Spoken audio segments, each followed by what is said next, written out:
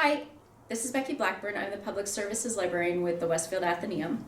I am here today to share some books about cooking for our At the Table in the Garden grant that we received from the Massachusetts Board of Library Commissioners. We're doing lots of programming and different things in the next couple of months about food and gardening and community, and we hope you'll join us for those. So usually I share cookbooks from our cookbook book club that we do every month. We meet the second Wednesday of the month at noon on Zoom. If you're interested, you can go to our website and there's all sorts of information about it and the list of the cookbooks. But today I am actually sharing something a little more personal. I am sharing a couple of books that really got me into cooking. And when I was growing up, my mother was a very, very good cook. My aunt was a very, very good cook. And after I moved out of the house, I just really didn't cook very often. I worked in restaurants, etc. So one of the things when I got married and had a family was I was like, oh, I guess I better start cooking. So I kind of got a little bit obsessed with the Food Network. And I also started reading books that I would consider culinary narrative, if that's a genre. And I fell in love with this style of books, and then I immediately read everything I could get my hands onto. And my gateway was Under the Tuscan Sun. So this book is beautiful. And then it has a sister book called Bella Tuscany. And the reason I love, now I know that you see Under the Tuscan Sun and you think Diane Lane, you think the movie. It's not that. I love the movie. The movie is very different from the book. So Under the Tuscan Sun is a travel book. It's a book about going to another country, buying a house, renovating the house. It is about artwork, and it is about how Italians, at least in her neck of the Italian woods, value food.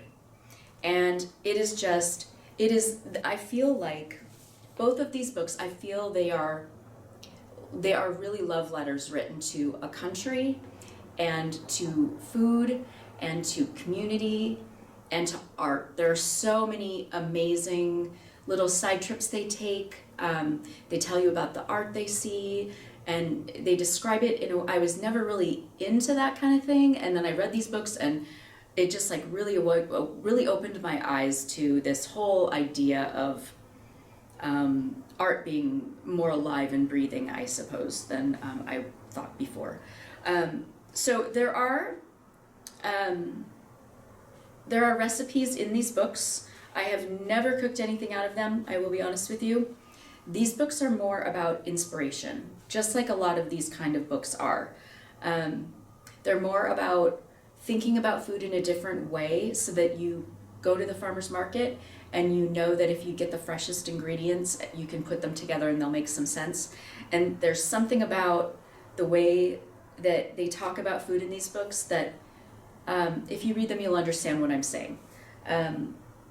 So there's lots of different books that are written like this.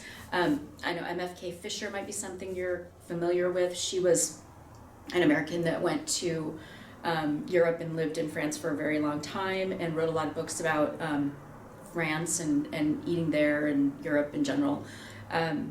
It's just a really nice perspective on food. Instead of being something we need to get on the table, it can be something more, and it can be something, it kind of takes the hassle factor out of it when you look at food this way.